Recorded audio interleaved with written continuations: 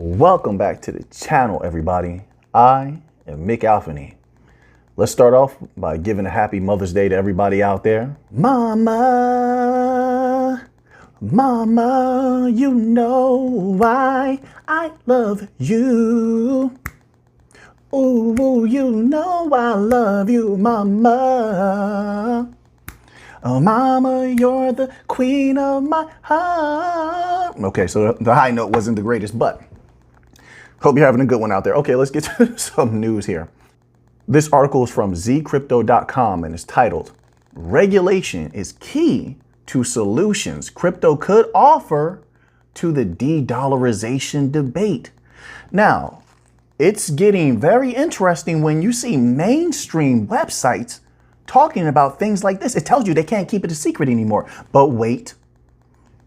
Who's the best at moving money cross borders? Who's the best at gluing everything together? You tell me. So if we have mainstream coming to this realization, it gets us closer to a certainty about the bank coins. I mean, I'm pretty certain, but I know there's a lot of people out there that are not. But let's read this little tidbit here. It says, the emerging markets of Brazil, Russia, India, China, South Africa, BRICS, are reported. Remember, there's over 21 countries now interested in joining. We'll see what happens with that, including Saudi Arabia, right? If that hasn't happened already, I haven't kept up to date with it, but I'll get an update very soon. It says here, they are reported to be increasing the use of their currencies in trade. They are also exploring an international reserve currency less dependent on the US dollar. Similarly, other economies in the Middle East, North Africa, and South America are considering their options. So we know all of that. Let's scroll down here, just read this a little bit here. It says, one thing for sure is that some economies exploring de-dollarization belong to different regional blocks. And this is what I've been trying to say for a long time. They are all operating on different systems. They are all utilizing different types of technology, blockchain technologies, hash graph. All of these things are different. Some are using smart contracts, some are not. Some have a very advanced system, some have a very basic system. That's why interoperability is going to be key. We are going to run wild. All the Bankcoin companies have to do is just keep doing the good job they've been doing. When we get regulatory clarity, we will go insane around the world. And it's already beginning. We've been doing a great job.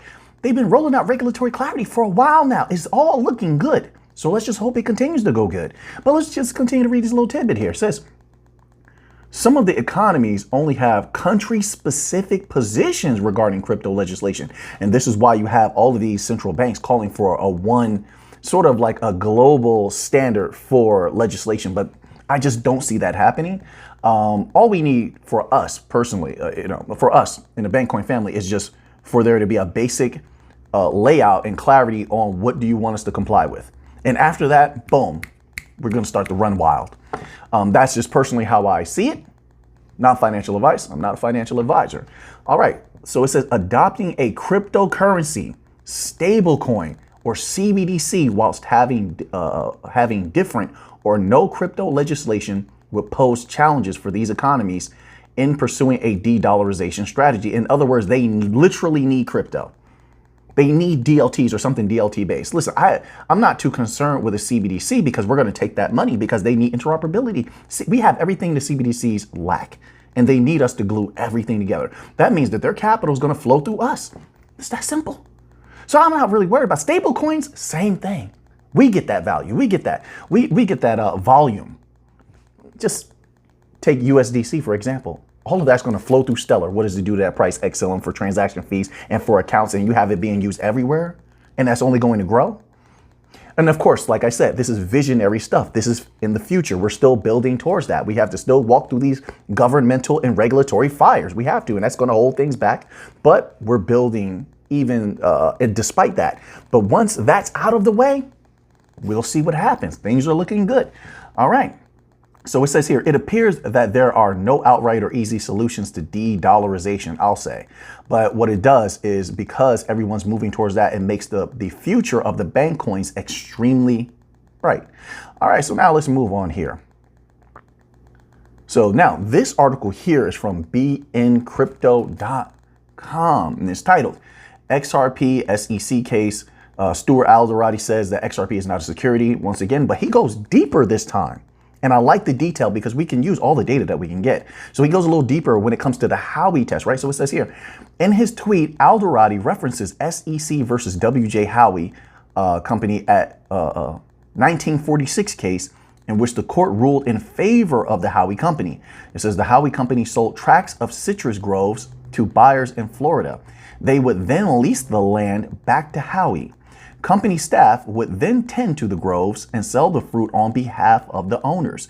Both parties shared in revenue. Sound familiar? It says back then, like it is trying to do with Ripple now, the SEC claimed that the Howey company's business amounted to selling unregistered securities because the transactions qualified as investment contracts. It says, however, the Supreme Court, keep that in mind, because we may have to visit them. The Supreme Court ruled that Howey's agreements with buyers did not count as investment contracts. That ruling has since become a foundational case in establishing whether or not a given asset or contract is subject to securities law. And what has become known as the Howey test, an investment contract exists if there is an quote, investment of money in a common enterprise with a reasonable expectation of profits to be derived from the efforts of others, right? So then it says here, we'll just read this little bit here. I actually skipped like 2 sections. So if you want to read the rest of this, check out beinccrypto.com. It says here, from citrus groves to crypto contracts, as Alderati pointed out in his tweet, the Howey test rests upon exactly how a quote, common enterprise is defined, which clearly is not the case here, right? But let's move on here to another article. All right. So this article here is very interesting. This article here is from cryptonewsflash.com and it's titled Ripple's XRP, Stellar's XLM, and IOTA, the only cryptos to unlock Swift integration. It's the wording here. Now, a lot of you can help me out in the comment section, but it's the wording here that really is interesting. It says, let me read this a little bit here. It says, the Ripple and its native coin XRP, Stellar Lumens XLM, and IOTA, all bank coins, have all unlocked the ability to integrate with Swift, the global financial messaging network that facilitates international transactions for banks. Now, when they say unlock the ability, well, let me continue on here. It says, this achievement puts these cryptocurrencies in a position within the industry and with potential to disrupt traditional banking systems and offers faster, cheaper, and more efficient alternative transaction methods. Now, I know the first thing I'm thinking is, okay, is it because of ISO 20022? You're saying that they unlock the ability? But then it goes deeper. So it says here, likewise, these digital currencies have formed partnerships with major players in the industry, including banks and financial institutions, which has helped to further boost their credibility and adoption. As a result, they are now well positioned to compete against traditional banking systems and drive innovation in the financial industry. Now, here's the interesting part, and I'm not sure if there's something that I missed. It says here, it says Ripple and IOTA and Stellar partner. It says partner Swift under ISO 20022 regulation. What did he mean partner? Like, is there an official partnership? I don't know. I haven't heard anything official. Listen, because of ISO, yeah, sure. What I've read from Volante and a lot of other, experts on ISO is that it is very potent when it comes to the bank coins and who has certain access, things of that nature. But you can go to Volante's website and type in ISO and read those documents for yourself. So it's not me telling you. All right. Read that for yourself. The significance of ISO. This is what they're saying. All right. However, I didn't think that meant a literal partnership. Let's read the rest. All right. That's just the headline. Let's read a little bit more. It says, recall that in April, it was announced that Ripple, IOTA, and Stellar Lumen are in line to work with Swift under ISO 20022 regulation. Now it says, recall in April, it was announced. Once again, the writing of this is really peculiar. Is there something that I missed? It says in line to work with Swift. Like, sure, they have the capability. They've always, even before ISO, had the capability of integrating with Swift. They've always had the ability to bring interoperability to Swift, to anything, really. I mean, all of these here, and you could probably throw in Quant as well, but I don't think Quant is going to be doing that. But they have a level of interoperability where they can congeal with anything. But we've always known that. But it says recall that in April it was announced. Listen, I'm on my one side here, I'm thinking that they're just talking about ISO and possibilities. But the way that they're being so certain here, maybe there's something that I missed. I don't know, but that would have been big news. It says a single standardization approach meant to be used by all financial standards and initiatives. But it doesn't mean that they're in line to work with Swift. That sounds like there's a deal. Okay, so I'm just going to leave that one there. Maybe there's something I don't know. I'm going to dig a little deeper. It says, of the three, Ripple's XRP has had the most success in his efforts to partner with traditional financial institutions. Okay, so I'll leave that there. Let's move on to another article here.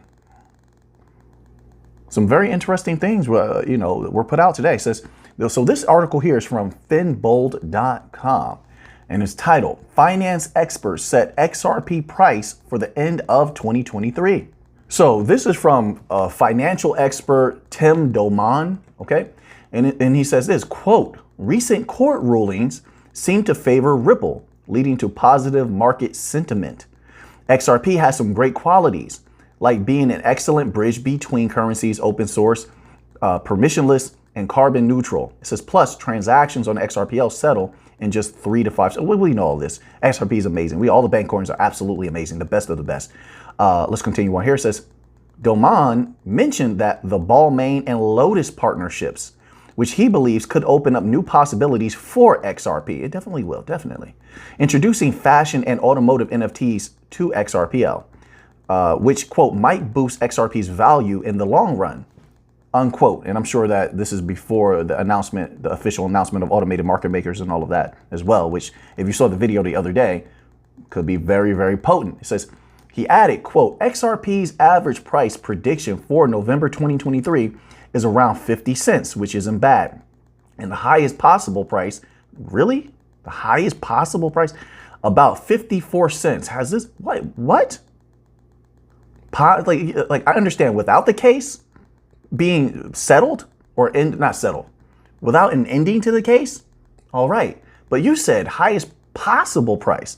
That if you're going by possibilities, you have to consider the possibility that the case could end before then. Maybe it doesn't, but it could end before then. If it ends before then, it will literally, in a very short amount of time, it will fly past $1, maybe even $2.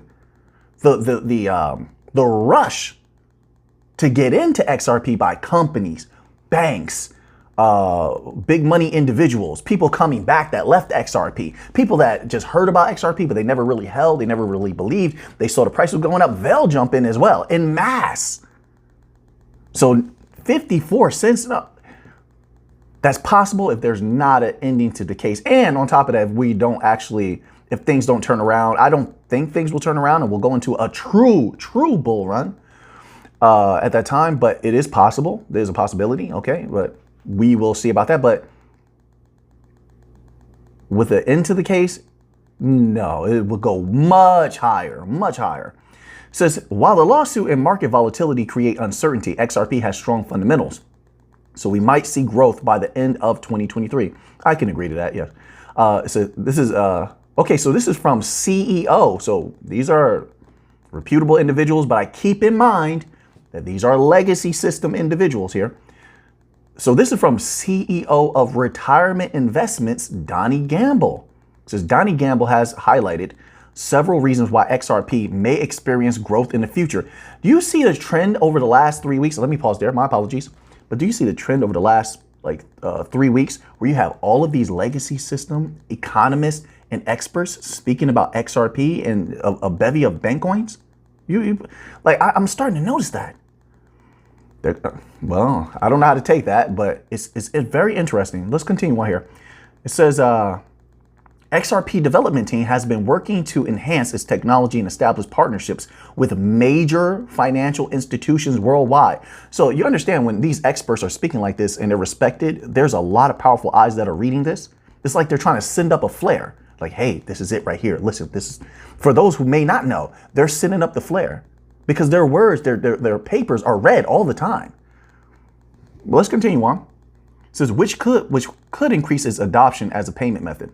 This, in turn, could be a significant driver of growth for the asset. Secondly, XRP's scalability is an advantage when compared to other cryptocurrencies, which will become increasingly important as demand for cryptocurrencies continues to grow. Finally, he notes that Ripple is expanding its user base and partnerships, he stated. Quote, this could open up more opportunities for XRP to be used in mainstream applications, which could help propel its growth going forward, unquote. So now, let's just do one more. Once again, this is on finbold.com. They did a great job. You can go over there and check them out if you want to read the rest of this here. All right. So now this is from Hardblock founder and CEO Daniel Wilczynski. It says, according to Daniel Wilczynski, the founder and CEO of Hardblock, several key factors will determine the future of XRP. Okay, hit us with it. Hit us with it, Daniel. It says, one of the most significant is the resolution of the SEC lawsuit. Daniel, see, I knew it. Yeah, we're right here. Yep, resolution of that case. When that occurs, sky's the limit. The amount of capital that could move through XRP because of payment channels. Remember, I want to keep saying this. Because of payment channels, only XRP can be used in those payment channels between two banks if they want to use that. That's the fastest, most efficient way for anyone to use XRP. That is a bank. Things like that, the liquidity, on-demand liquidity. I mean, all the different corridors. And it's so many banks. And I know deep within myself that it won't be hundreds of banks. If they're trying to replace Swift, and Swift has over 10,000 or 13,000 banks or something like that, we would have to have thousands of banks, right? All banks will be using a multitude of systems, hence MBDCs, MCBDCs, etc., right? They will use congealed systems, different systems for different things, some for backup, for some it will be layered. Smart contracts, we definitely bring that to, bank coins bring smart contracts to the table, security, all these different things. There's so much capital that could be moved. There's absolutely no way that I think skies are not the limit for XRP. But let's continue on here. So he says, one of the most significant is the resolution of the SEC lawsuit, which could have a major impact on XRP's price. He also noted, quote, increased adoption by financial institutions and favorable regulatory developments could boost its value. However, the competitive landscape and overall market sentiment will also play crucial roles. I don't know what this, it says AI, maybe that's a typo. It says end of, okay, it was a typo. It's supposed to say at the end of 2023 prediction for XRP. The projections made by Coin Price Forecast, the finance prediction platform that uses machine self-learning technology, indicate a significant increase for XRP by the end of 2023. As per data retrieved by Finbold, the forecasted artificial intelligence price predicted the end of 2023 was 49 cents. Okay, so once again, all of this is based on XRP price that's before the ending of the case. So now let's go here to this article. So we have another article here. This is from thecryptobasic.com and it's titled Backed, BAKKT, delist Ripple rivals Stellar XLM XRP community reacts. So it says backed. The crypto business arm of Intercontinental Exchange, the parent company of the New York Stock Exchange legacy system, has recently made the decision to delist a number of digital assets, including Stellar Lumens XLM, a well-known rivalry. Okay, you mean rival of the Ripple token XRP. They're not rivals. They're not rivals. They work together. They flow together. They work together. They don't step on each other's toes. They're targeting completely different markets. Even when they're working with banks, they're doing two completely different things. XRP is not heavy in stablecoins. They're doing wholesale CBDCs, interbank payments, huge money. Stellar will come into a bank, let's say like Bankhaus Vonderhate, and they say, well, hey, let's move some stable coins and things like that, help your customers.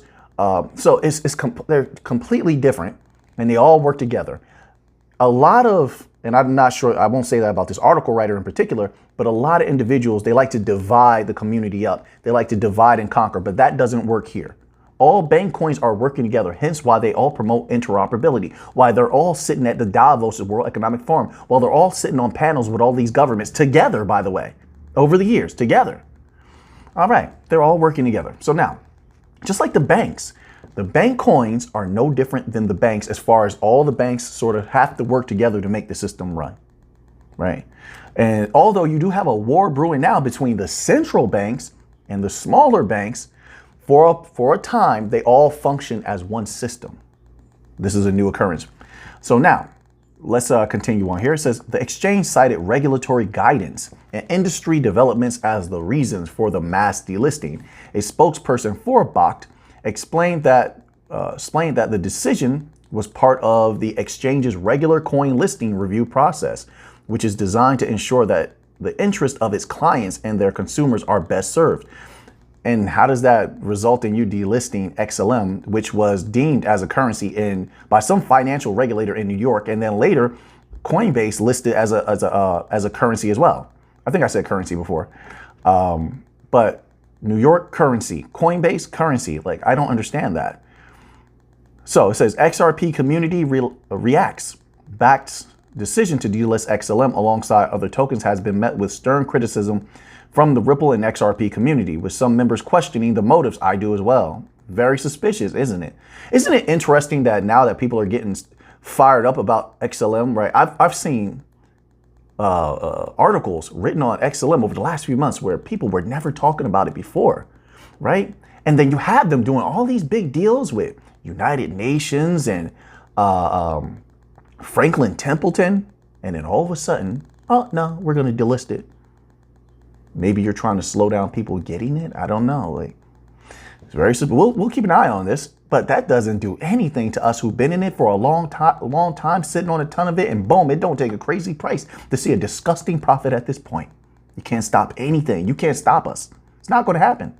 But let's continue on here. That's just my personal belief. Let's continue on here. It says, with some members questioning the motives and speculating that it may be an attempt to spread fear, uncertainty, and doubt. Definitely. 100. I agree with that. Yeah, sure. Because people are going to be afraid and, they're going to sell. All of those things occur when something like this happens. They know that. But I think it's a little deeper than that. But that's one factor. So it says, or that the exchange has received a warning, also possible, from U.S. regulators that made them delist so many coins. That's also possible. An XRP enthusiast with the username Ashley Prosper, we've heard some of this person's tweets before, on Twitter particularly mentioned Gary Gensler, the current chairman of the U.S. Securities and Exchange Commission, who previously taught okay, we know all that. Says Ashley Prosper referenced one MIT blockchain and money lecture 18, one of Gensler's lectures, where he said most cryptocurrencies are not securities. Okay, yeah, so, we're very, very familiar with that. We saw that make a resurgence as of recent, that video. And we also saw it before when Gary Gensler was first coming into crypto. We watched all those videos that were out there about him and him teaching classes and stuff like that. That was a big thing at the time. So yes, we understand that. But there's a lot of people that may not. So it shows that there is corruption there. Possibly, right? I say possibly because you have to be a little bit careful here, but there may be corruption, allegedly, right? Right. So now let's move on here. Everything's looking good. They can't stop anything. They haven't stopped it, so we'll continue to fight the good fight and we will win the good fight. So now here's an article. Okay. This one is on dailyhodl.com and it's titled, $910 billion exits U.S. banking system in just 1 year as depositors take flight. So once again, the banking industry is in massive trouble. We continue to see data come out that confirms that. They're going to need the new financial system if they want to survive. Let's read this little tidbit here. It says new numbers from the Federal Reserve are shining a light on just how much capital has exited U.S. banks in the last year. According to stats compiled by the Federal Reserve Economic Data System, FRED, American banks have witnessed a whopping $910 billion in deposit flight since May 2022. In May of last year, the amount of capital held by banks on behalf of depositors sat at $18 and $18 trillion.